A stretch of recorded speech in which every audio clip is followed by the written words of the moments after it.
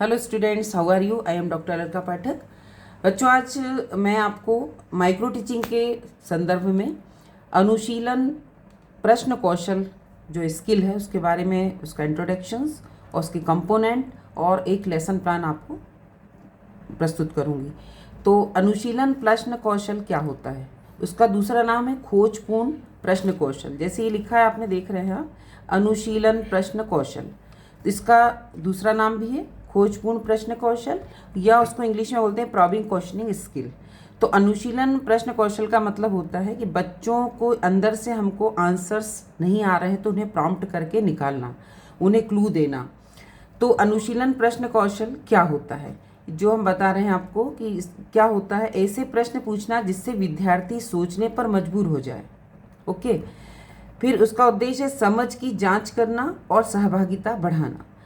इसका मुख्य बिंदु होते हैं संकेत देना, प्रॉम्प्ट करना। जब क्लास में बच्चे को हम पढ़ाते हैं और हम पढ़ाते पढ़ाते बच्चे क्लासरूम टीचिंग में जब बच्चों से क्वेश्चंस पूछते हैं तो क्वेश्चन के जब आंसर बच्चों को नहीं आते हैं इन केस, तब उस स्थिति में हमको क्या करना है, बच्चों को प्रॉम्प्ट करना है, संकेत देना है। प्रॉम्प्ट करने के आधार पर हम उसके आंसर निकलवा लेते हैं। जब हम आंसर निकलवाते हैं, ये सही टेक्निक है। बच्चों को नहीं आता है तो हम उनको रॉन्ग बोल के बिठाना नहीं है, उन्हें प्रॉम्प्ट करना है। प्रश्न को अन्य विद्यार्थियों की ओर मोड़ना। जैसे मान लीजिए हमने प्रॉम्प्ट करने के बाद भी बच्चे को नहीं आ रहा है तो हम क्या करते हैं कि दूसरे विद्यार्थी जो जिनको आता है उनसे पूछ के उसको बता देते हैं।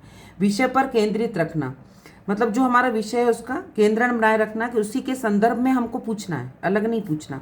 उत्तर पर प्रोत्साहन देना, अगर बच्चे ने सही जवाब दे दिया है तो उसको गुड, वेरी गुड, उसको प्रोत्साहन देना ताकि वो मोटिवेट हो, अगले आंसर के लिए रेडी हो।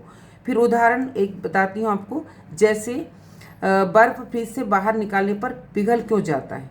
जैसे इस टाइप के हम क्वेश्चन पूछेंगे बच्चों से कि क्रिटिकल अवेयरनेस वाले, कि कोई भी चीज़ ऐसी क्यों हो जाती, क्रिएट क्यों होती है। तो ये हम उससे बच्चे से पूछेंगे। अब मैं आपको बताती हूँ कि स्किल जो है, इसके जो कंपोनेंट्स हैं, जो अनुशीलन प्रश्न कौशल है, इसके जो घटक हैं, कंपोनेंट हैं, वो कंपोनेंट पहले मैं आपको बता देती हूँ, उसके बाद मैं आपको लेसन प्लान बताऊँगी। तो कंपोनेंट में फर्स्ट है प्रॉम्प्ट करना, संकेत देना। दूसरा है विस्तृत सूचना प्राप्ति। थर्ड है पुनः केंद्रीकरण। फोर्थ है प्रेक्षण, पुनः प्रेक्षण यानी रीडायरेक्शन।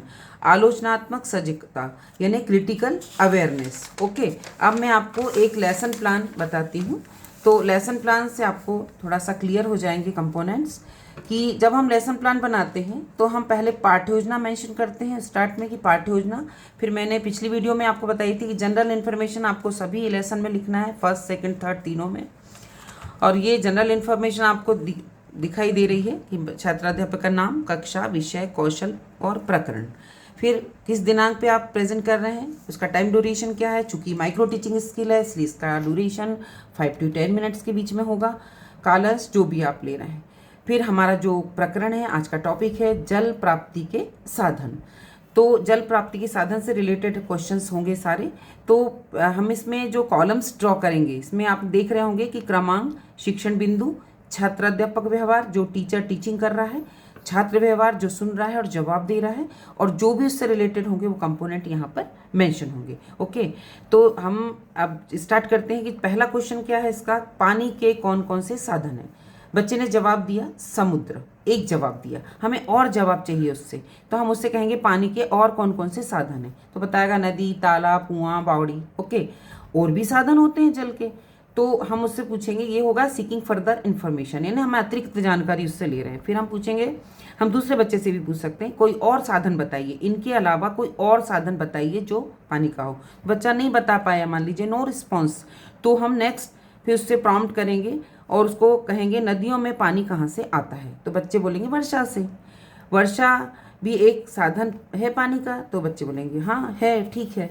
तो ये चीज़ हम उनसे बताएंगे। देन उसके बाद हम बच्चों से पूछेंगे वर्षा कहाँ से मिलती है, मतलब कहाँ से आती है वर्षा, वर्षा कहाँ से होती है। तो वो बोलेंगे बादलों से।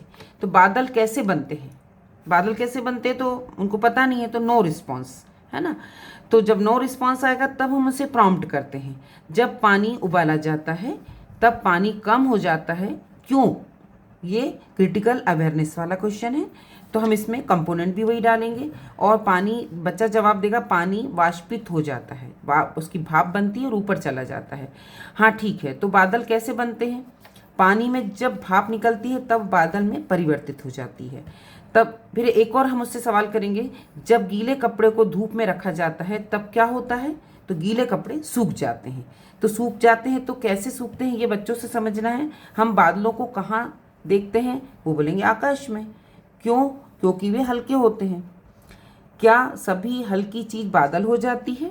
हम उससे क्रिटिकल अवेयरनेस वाला क्वेश्चन पूछेंगे कि क्या सब हल्की चीज़ें बादल बन जाती हैं? तो बोलेगा नहीं, सिर्फ भाप ही ऊपर जाती है। यस, तो कहेगा हाँ, क्योंकि जो जिसकी भी भाप निकलती है, जो हल्की चीज़ें होती हैं वो पानी के रूप से निकलकर भाप बन जाती हैं। तो ये आपको मैंने बताया कि ये जो लेसन का एंड हुआ, ये लेसन की समाप्ति।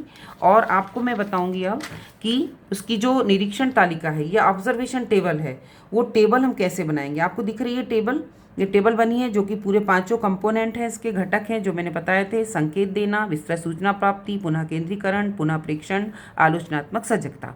तो अब आपने अंदर देखा होगा लेसन प्लान में कि मैंने क्वेश्चन पूछा, उसके आगे उसका जो कंपोनेंट आया वो दर्शाया है घटक में। तो वो कंपोनेंट की जो आवृत्ति होती है टेली, वो टेली यहाँ पर करी गई। अगर एक बार क्वेश्चन बोला है तो एक प्रॉम्प्ट करा है तो एक बार, अगर दूसरी बार भी प्रॉम्प्ट करा है तो दूसरी बार, तीसरी बार, इस टाइप से हमने प्रॉम्प्ट की टेली करी है और टोटल किया है। तो ये इसकी टेबल है। यहाँ पर जो बच्चा प्रेजेंट करेगा उसके हस्ताक्षर होंगे, जो यहाँ पर पर्यवेक्षक होगा उसके हस्ताक्षर होंगे।